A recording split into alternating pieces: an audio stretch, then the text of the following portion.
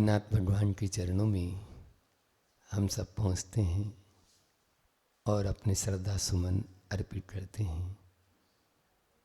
आदिम तीर्थंकर प्रभु आदिनाथ मुनिनाथ, आदि व्याधि अग मग मिटे तुम पद में मम मात। चरण शरण है आपके तारण तरण जिहाज, भवदधि तट तट ले चलो करुणा कर जिन राज। बोली 52 गजा के बड़े बाबा आदिम तीर्थंकर आदिनाथ भगवान की, परम उपकारी संत श्रोमणी आचार्य गुरुवर विद्यासागर जी महामुनि राज की, परम पूज्य मुनि श्री 108 दुर्लभ सागर जी महाराज की, 48 दिवसीय भट्टामर महामंडल विधान की।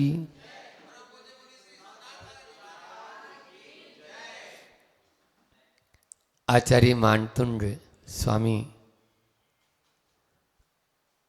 जिन्होंने भट्टामर स्तोत्र की रचना करके हम सब पर बहुत बड़ा उपकार किया, जो आज आबाल गोपाल के कंठों का हार बना है, कंठाहार बना है। ऐसे उस भट्टामर स्तोत्र में प्राथमिक चरणों में, प्राथमिक काव्यों में कहा कि भक्ति के द्वारा जन्म जन्मांतर के पाप हम क्षय को प्राप्त करा देते हैं।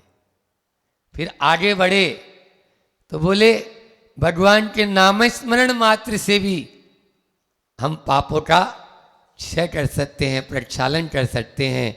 और आगे बढ़े तो उन्होंने कहा नाम स्मरण भी क्या, भगवान का रूप भर देख लें, उनकी छवि को निहार लें तो हम अपने पापों का क्षय कर देंगे। और आगे बढ़ रहे हैं धीरे धीरे तो बोलते हैं उनके गुणों को याद भी कर लें मन में तो भी हम जन्म जन्म के उन पापों से छुटकारा पा सकते हैं। एक एक देखो आप, भक्ति भक्ति करना काय से, फिर नाम स्मरण वचन से हो गया, फिर उसके बाद में केवल आपका रूप निहार लें, दर्शन कर लें, नेत्रों से हो गया। अब आपके गुणों को याद कर लें, मन से हो गया।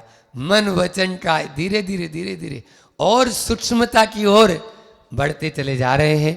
अभी तक तो अपन भगवान के बाहरी रूप, लावण्य, सौंदर्य की चर्चा कर रहे थे।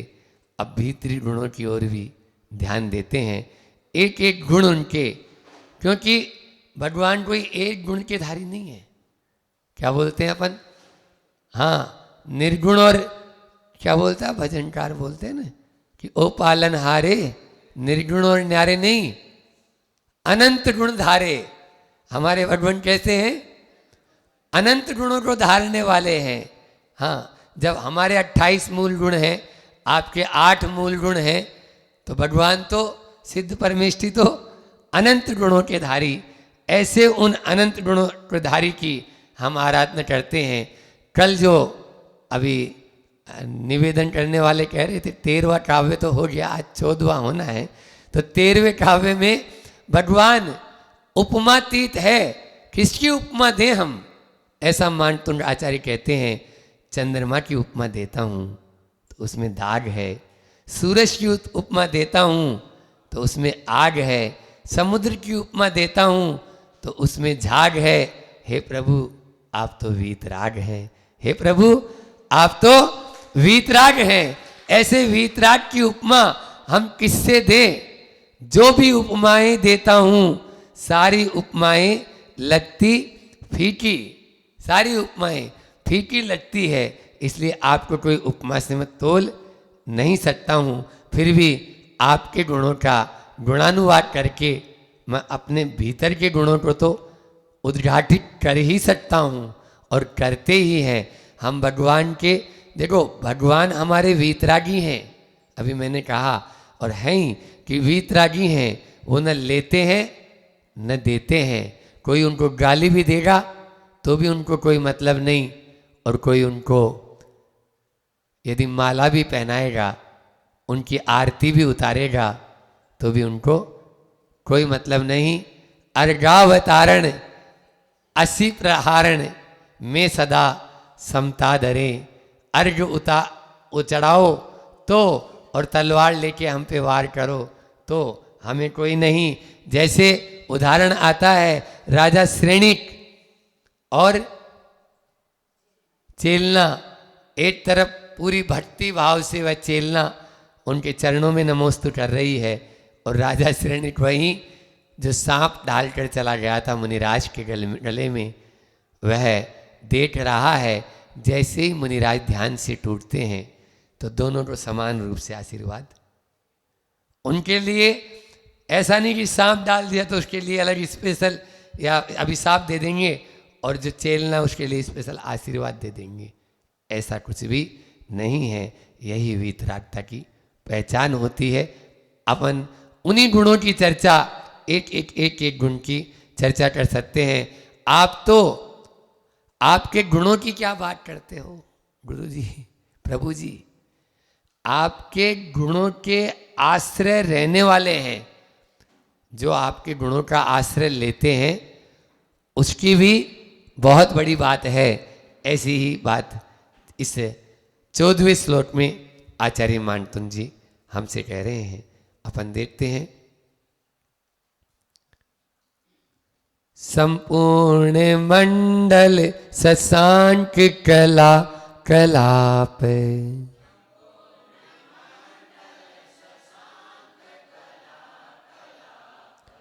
शुभ्रा गुणास्त्रिभुवनम तव लंघयन्ति।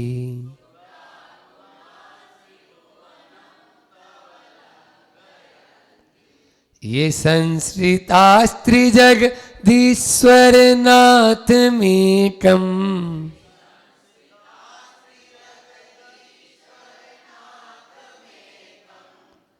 कस्तान् निवारयति संचरतो यथेष्टम।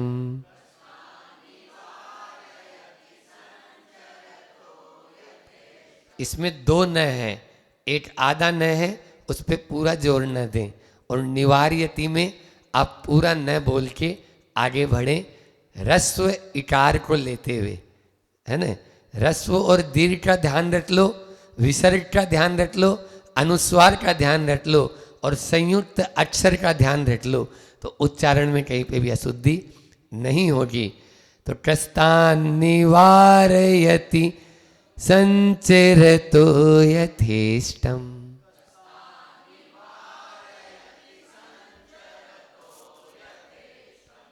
बहुत अच्छा। इसका अर्थ देखें अपन, शब्द का अर्थ। शब्द का अर्थ देखें उससे पूर्व एक उदाहरण के माध्यम से मैं आपको समझा देता हूँ, ताकि आपको अर्थ और हृदयंगम और आप गहराई तक उसको पकड़ पाएंगे। जैसे मान लीजिए कोई नेता किसी जगह जाना होता है या आना होता है, मान लीजिए अभी हमारे चरणों में यहाँ कोई आए, या मोदी जी आचार्य श्री जी के चरणों में जब भोपाल में थे तब आए थे, तो नेता तो बाद में आते हैं, नेता के पहले उनके टीम आती है ना, असिस्टेंट पीए वगैरह, या उनके जो अंग रक्षक कहते हैं वो आते हैं, और वो पूरा सब कुछ छानबीन करते हैं, देखभाल करते हैं, किसी प्रकार की कोई कमी तो नहीं रह जाएगी। तो नेता के आने के पहले यदि मान लीजिए राष्ट्रपति है तो कलेक्टर पहले आता है और वो सब देखता है। तो जिस प्रकार से नेता का तो सम्मान बाद की बात है, नेता के व्यवस्था में जो जुटे हुए हैं वो भी आता है, तो आप उसकी भी कितनी आवभगत करते हैं, उसको भी सम्मान देते हैं, उसको भी कोई चीज़ की आवश्यकता तो नहीं है, जैसा वो बोलते हैं वैसा आप तुरंत करने के लिए तैयार हो जाते हैं। इस प्रकार से एक नेता की तो हम चर्चा बाद में करें, उसके आने के पहले ही पूर्ण व्यवस्थाएं की जाती है, उनका भी सम्मान किया जाता है। तो भगवान के गुणों की बात तो दूर है, जो उन गुणों का आश्रय लेते हैं उसका भी उतना ही बहुमान होता है। यही बात यहाँ पर कह रहे हैं। तीसरी लाइन में एक संबोधन वाचक शब्द है जगदीश्वर के आगे, है ना। तो त्रि जगदीश्वर, यहाँ संधि विच्छेद में आप देखिए ये संस्कृतास, फिर त्रि अलग कर लो और जगदीश्वर, संधि विच्छेद तो पूरा ही कर लेते हैं कि शुभ्रा गुणास त्रिभुवन, शुभ्रा अलग शब्द है, गुणास अलग है, और गुणास में स हलंत है, वह विसर्ग का हुआ है। गुणाह अपन जब बहुवचन बहुत सारे गुण होते हैं ना, जैसे राम है रामो रामा, है ना, तो रामा के आगे विसर्ग, ऐसे ही गुण का है, गुण है, गुणों और गुणाह, बहुत सारे गुण हैं। तो यहाँ पर पुल्लिंग शब्द है। गुणाह त्रिभुवनम तब लंघयंती है, संस्कृतास मैंने बोला, फिर त्रि अलग कर लेना। नाथम एकम, नाथम अलग है और एकम अलग है, हाँ नाथम है ये। तो नाथम द्वितीया में आता है ना, रामम, ऐसे द्वितीया का एक वचन। फिर कस्तान निवार्यति, इसको भी अलग अलग तोड़ लो, कस्तान अलग हो गया। एक्चुअल में कस्तात शब्द था, पंचमी का एक वचन, वहाँ तय का फिर न हो गया न आने से। निवार्यति वो व्याकरण का सब्जेक्ट है। संचरतो यथेष्टम, तो अब यहाँ पर तीसरी लाइन से अपन ने हे त्रिजगदीश्वर, त्रिजगदीश्वर, तीनों लोकों के नाथ, तीनों जगत के ईश्वर, जिनको कहते हैं त्रिजगदीश्वर। तीन जगदीश नहीं, त्रि का मतलब होता है तीनों लोकों, तीनों जगत, है ना। तीन लोक आप जानते हैं, कल भी बताया था, ऊर्ध्वलोक, अधोलोक और मध्यलोक, ठीक है ना। इन तीनों लोकों के ईश्वर तब आपके संपूर्ण मंडल शशांक। अब यहाँ पर आ गए अपन प्रथम अक्षर से कि संपूर्ण यानी पूर्ण मंडल, शशांक यानी चंद्रमा होता है, तो पूर्ण चंद्रमा, पूर्ण गोलाकार मंडल आप लोग बनाते हैं, अभी दोपहर में बनाऊंगे भट्टामर का। तो मंडल यानी गोलाकार, है ना, गोल आकृति, तो गोल आकृति संपूर्ण, जिसमें टूट फूट ना हो। कब होता है ये? पूर्णिमा को। बहुत अच्छा। तो शरद पूर्णिमा का चांद होता है, गुरु पूर्णिमा का चांद होता है। वैसे शरद पूर्णिमा का चांद पूर्ण होता है, या सभी होते हैं, लेकिन उसमें और ज़्यादा चमक होती है। तो इस प्रकार से पूर्णिमा का वह चंद्रमा के कलाप है, कलाप का मतलब समूह, कलाओं के समूह। क्या होता है कि चंद्रमा जो होता है वो शुक्ल पक्ष में उसकी कलाएं बढ़ती भी होती है और कृष्ण पक्ष में कलाएं घटती भी होती है। जैसे अभी शुक्ल पक्ष से चालू हो गया तो कलाएं बढ़ती भी है, पूर्णिमा के दिन पूर्ण चंद्रमा हो जाता है। तो ऐसे पूर्ण गोलाकार वह या पूर्ण चंद्र मंडल के साथ वह कला समूह के समान शुभ्राह, शुभ्र यानी उज्ज्वल, शुभ्राह यानी उज्ज्वल, सफेद, उज्ज्वल, गुणाह गुण, त्रिभुवनम तीनों लोकों को लंघयंती उल्लंघन करते हैं। हे तीन जगत के नाथ, हे तीन जगत के ईश्वर, आपके पूर्णिमा के चंद्रमा के समान जो कला समूह है उसके समान उज्ज्वल गुण तीनों लोकों का उल्लंघन करते हैं। तीनों लोकों में उसके समान कोई दूसरा, उन गुणों के समान कोई दूसरा है क्या? नहीं है। उदाहरण देखो, ये जो एकम एकमात्र अद्वितीय, एक का अर्थ मैंने बताया था अद्वितीय भी होता है और एक भी होता है। तो एक मात्र अद्वितीय नाथम स्वामी का संश्रिता आश्रय लेते हैं, तान उन्हें यथेष्टम स्वेच्छानुसार संचरतः विचरण करने से कह कौन निवार्यति रोक सकता है। हे प्रभु, आपके उन गुणों का जो आश्रय लेते हैं उन्हें भी रोकने में कोई सक्षम नहीं है, उनको भी कोई रोक नहीं सकता है। फिर से अर्थ देखें, त्रिजगदीश्वर, तीनों जगत के ईश्वर, आपके संपूर्ण मंडल शशांक, पूर्ण चंद्रमा, कला कला पे कलाओं के समूह के समान, उज्ज्वल शुभ्राह यानी उज्ज्वल, गुणाह गुण, त्रिभुवनम तीनों लोकों को लंघयंती उल्लंघन करते हैं, क्योंकि जो आपके गुण हैं एकम एकमात्र, नाथम स्वामी, नाथ का स्वामी का संश्रिता आश्रय लेते हैं। आपके गुणों का जो आश्रय लेते हैं, तान यथेष्टम संतरत है कह निवार्यति, उनको यहाँ विचरण करने से कौन रोक सकता है? कोई भी नहीं रोक सकता है। जो आपके गुणों का आश्रय लेते हैं, जब उनको ही नहीं रोक सकता है तो आपके गुणों की क्या बात। आपके गुण तो अनंत हैं, आपके गुण तो बहुत हैं। इसलिए उन गुणों का आश्रय जो लेगा वही कल्याण को प्राप्त हो जाएगा। यहाँ पे आचार्य मानतुंड स्वामी कह रहे हैं कि बस आपके जो गुण हैं उनको कोई भी जीत नहीं सकता है। उन गुणों को कोई भी नहीं जीत सकता है। क्यों नहीं जीत सकता है? क्योंकि आपने स्वयं को जीत लिया है।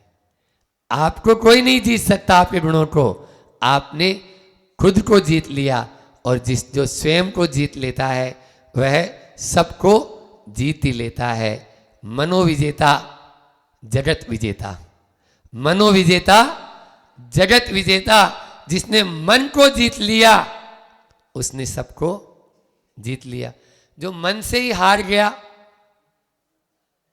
संत कहते हैं कि युद्ध में जाने से पहले जिसने हार स्वीकार कर ली उसको अब युद्ध के मैदान में जाने की जरूरत नहीं है। उसको युद्ध में मैदान में जाने की जरूरत नहीं है, क्योंकि वो यहीं हार चुका है। अब वो क्या करेगा? पहले आप देखिए महाराणा प्रताप, लक्ष्मीबाई या अन्य जो भी महापुरुष जो हुए हैं, वो इसी बल पे मनोविजेता जगत विजेता, बल्कि यूं कहें भगवान महावीर स्वामी हो या पारसनाथ स्वामी हो या विद्यासागर जी महाराज जी हो या दुर्लभ सागर जी महाराज जी हो, मन को जीत लिया, मन को जीत लिया तो जगत को जीत लिया है। वो तो सब अपना आप ही चरणों में आके नतमस्तक हो जाते हैं। हे प्रभु, आपने अपने मन को जीत लिया है, और मन को जीतने के लिए सबसे पहले दुर्गुणों को जीतना होगा, दुर्बलताओं को जीतना होगा, अपने दोषों को जीतना होगा। वही मनोविजेता बन सकता है जो दुर्गुण, दुर्बल और दोषों को जीतेगा। उसके लिए वह गुण, तभी जीतने के बाद में ही वह गुण वैभव का अधिकारी हो सकता है। हमारे प्रभु गुणों के वैभव हैं और आप सब धन के वैभव हैं। आप सब क्या हैं? धन के वैभव हैं। 4 शब्द हैं। एक है धनवान, दूसरा है गुणवान, तीसरा है भाग्यवान और चौथा है भगवान। चौथा क्या है? भगवान। ठीक है ना? तो आप सब यहां बैठे हुए जितने लोग हैं सब धनवान है या नहीं है? है? धन है या नहीं आपके पास में? धन है तो धनवान हो गए। धन वाला धनवान कहलाता है। और भाग्यवान भी है, क्योंकि जो भगवान का आश्रय ले ले, जो भगवान की शरण में आ जाए, जो आदि प्रभु 52 गजा वाले बाबा की शरण में आ जाए, वो भाग्यवान होता है। तो भगवान की शरण में आने वाला भाग्यवान है। तो आप धनवान भी हैं और भाग्यवान भी हैं। अब क्या नहीं है आप? गुणवान भी थोड़े बहुत तो है, ऐसे नहीं है बिल्कुल ही अवगुणधारी थोड़ी है। लेकिन भगवान बनने के लिए आप यहां आए हैं। तो संत कहते हैं कि यदि गुणों की शरण ले लेंगे तो आप भी भगवान बन जाएंगे। गुणवान बन जाओ, भगवान बनते देर नहीं लगेगी। गुणों को अंगीकार कर लो। हमारी दृष्टि अवगुणों पर होती है, इसीलिए हम अवगुण ही धारी हो जाते हैं। अरे चमार की दृष्टि तो जूते में छेद देखने की होती है ना। चमार की दृष्टि, जो जूता सुधारता है, उसकी दृष्टि कहाँ होती है? बोलो। जब हम छोटे थे घर पे तो ताऊ जी बोलते थे हमें उस समय। SD जैन साहब जी, सत्यदेव जी जैन एक IAS अधिकारी थे, वो अध्यक्ष थे उस समय। तो हम छोटे थे, मतलब मंदिर तो खूब पूजा पाठ करते थे। तो उनका ये कोटेशन याद आया कि लोग क्या है, मंदिरों में या जहाँ भी सामाजिक कार्य होते हैं तो दोषों को ज़्यादा देखते हैं, दुर्बलताओं को। अच्छा ही नहीं देखेंगे। कोई आदमी आगे बढ़ रहा है तो वो उसकी अच्छाई है, उसकी ओर ध्यान नहीं जाएगा, दोषों की ओर ध्यान जाता है। तो वो SD जैन साहब हमेशा कहते थे कि चमार का काम तो जूती में छेद देखने का ही है, इसलिए अपने को गुणों की ओर दृष्टि रखो, अवगुणों की ओर नहीं। आचार्य मानतुंग आचार्य भी कहते हैं कि आप गुण देखेंगे या गुणों का आश्रय लेंगे तभी भगवान बन पाएंगे, अन्यथा तो संसार में ही रुलते रहेंगे। भगवान बनना है तो हमें गुणों की ओर दृष्टि रखना भी अनिवार्य है। इसलिए हम धनवान हैं या भाग्यवान हैं आप, लेकिन यदि गुणवान बनेंगे तो भगवान बनते देर नहीं लगेगी। आज किसी को भी कहो तो वो गुण नहीं देखेगा।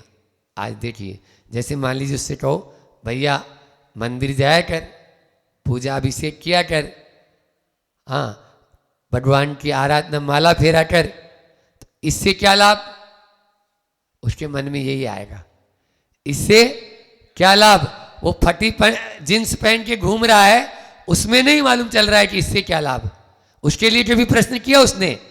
भगवान की पूजा के लिए, आराधना के लिए या वंदन के लिए या माला फेरने के लिए आप बच्चों को कहेंगे तो वो बोलेगा, प्रश्न पूछेगा इससे क्या लाभ, लेकिन फटी पैंट पहन के घूम रहा है, फटी जींस पहन के घूम रहा है, उसके लिए कभी भी नहीं पूछेगा इससे क्या लाभ।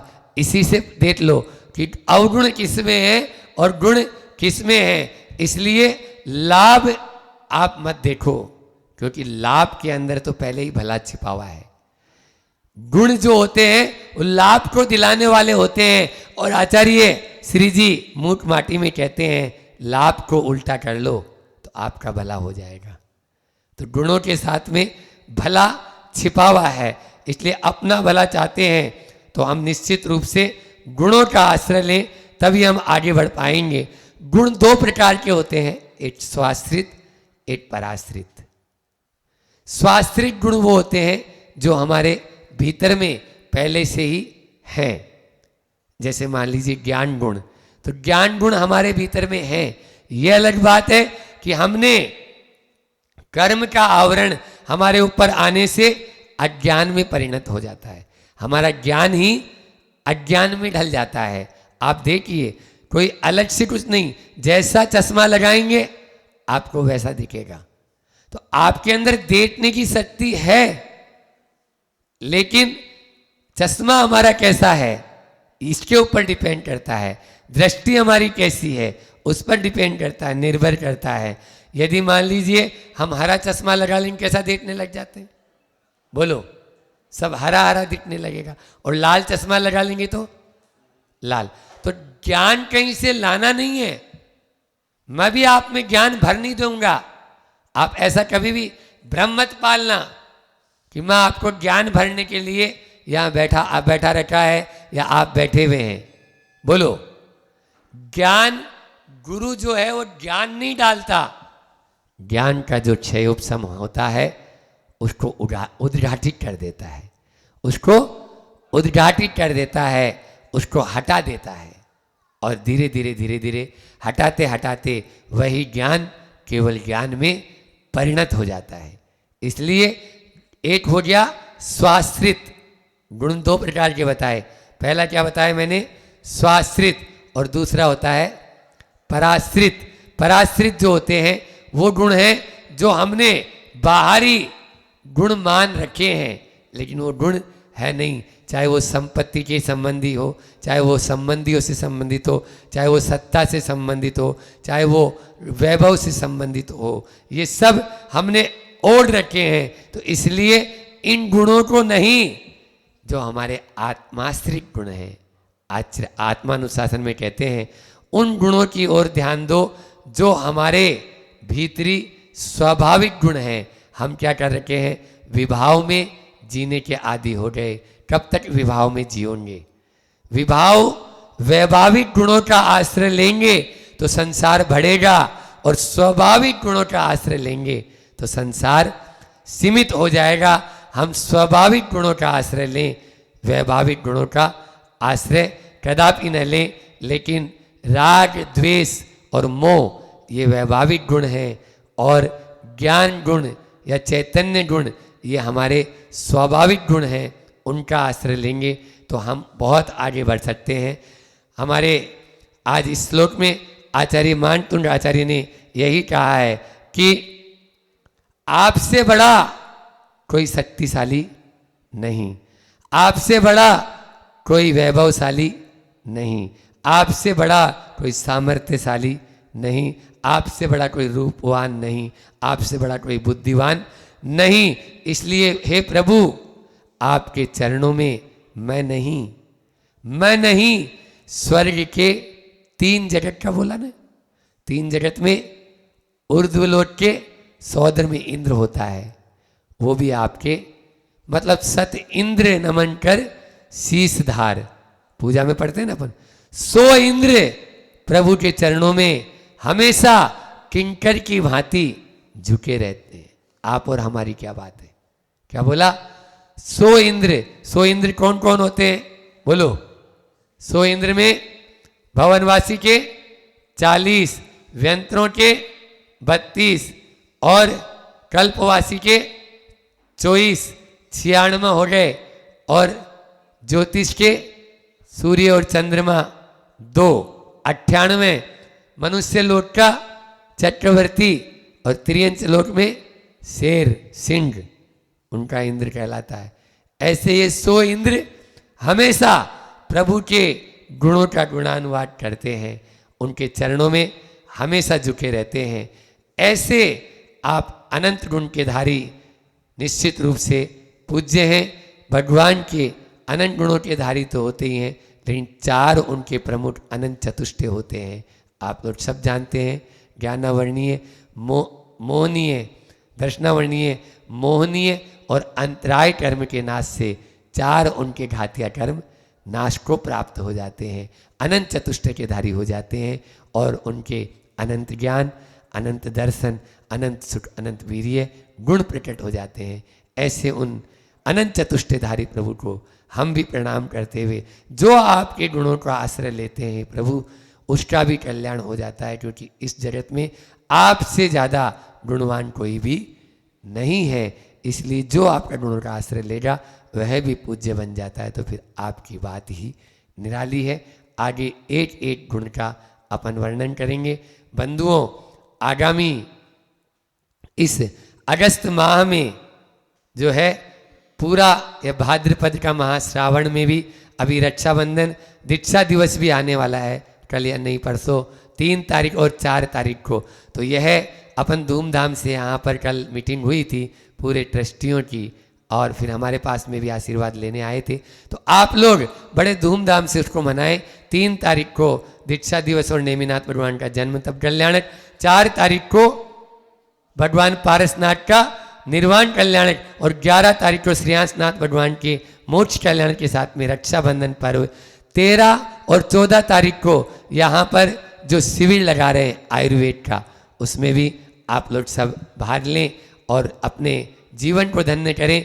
मैं अभी जो बोलना चाहता हूँ, कल जो मेरे से आशीर्वाद ले रहे थे उसका ये है, इंद्रजीत जी खड़े हैं, वो भी इसीलिए आए होंगे कि 31 अगस्त से 9 सितंबर तक पर्वराज पर्यूषण पर्व और सिद्ध भूमि में सिद्धों की आराधना करने का आपको सुअवसर, जिसमें एक नहीं 2 मोक्ष कल्याणक भी आते हैं। अष्टमी के दिन पुष्पदंत भगवान का मोक्ष कल्याणक और चतुर्दशी के दिन वासुपूज्य भगवान का मोक्ष कल्याणक। तो यहाँ इन लोगों ने इस बार श्रावक संस्कार शिविर नाम नहीं दिया, इन्होंने नाम भी जोरदार दिया है। क्या है? आराधना साधना प्रयोगशाला। हम भगवान की आराधना में आप लोगों को लगा रहे हैं और खुद भी लग रहे हैं, और जितनी साधना बन रही कर रहे हैं। और पूज्य दुर्लभ सागर जी महाराज बराबर साधना में निरत हैं, मौन की साधना भी कर रहे हैं। ऐसी आराधना और साधना की इस प्रयोगशाला में आपको आना है। सीमित स्थान है, इसलिए सीमित लोग आप आएंगे, लेकिन मैं कहना चाहूंगा कि साधना उससे होती है जो बूढ़ा नहीं होता है। हाँ, इसलिए यहां पर उन लोगों को पहले प्रिफरेंस दे। 500 लोगों का शायद इन लोगों ने किया है, तो 500 में 200-250 नाम आ चुके हैं और 200-250 और लेना है। इसलिए 1-2 दिन में ही आप लोग यदि फार्म भर देंगे तो यहां पर रिजर्व हो जाएंगे। अन्यथा उस जो शिविर या जो प्रयोगशाला हो रही है उसमें, जिसमें ध्यान, जिसमें प्रतिक्रमण, जिसमें शाम को आनंद यात्रा और जिसमें दिन में 10 लक्षण महामंडल विधान, ये सब सम्मिलित हो रहे हैं, उससे वंचित हो जाएंगे। आप सम्मिलित होना चाहते हैं तो आज ही आप कमेटी से संपर्क करके अपना स्थान आरक्षित करा लें। अन्यथा उसमें हम बता रहे हैं ना, उम्र जो है जवान उम्र वाले उसमें ज़्यादा आए, ताकि इन लोगों को व्यवस्था करने में सुविधा हो जाए। क्योंकि यहाँ पर क्षेत्र पर व्यवस्थाएं आप लोग जानते हैं किस प्रकार से जुटाई जाती है। इसलिए आप लोग 10 दिन तक सब कामों को विराम देते हुए केवल मात्र और कहीं नहीं जाना, बस आना है। तो एक टिकट में कितने मजा है, तो 52 गजा है यहाँ का नाम। तो आप सिद्ध क्षेत्र 52 गजा में अपना आरक्षण करें, इतना ही रखते हैं। कल कमेटी वाले मेरे से बोल रहे थे, महाराज जी आप ही बोल देंगे तो अच्छा रहेगा। तो हमने बोला भैया बोल देंगे अब इतना तो इसलिए, लेकिन आप लोग स्थान सीमित होने के कारण आप उसमें कहें। और बाकी जो आयुर्वेद का शिविर या जो 3 और 4 तारीख का या जो 9 दिवसीय प्रवचन माला है, उसमें भी आप सब लोग पूरे बढ़ चढ़ कर हिस्सा लेकर पुण्य के भागी बने। बोलिए अहिंसा परमो धर्म की। आचार्य गुरुवर विद्यासागर जी महामुनि राज की।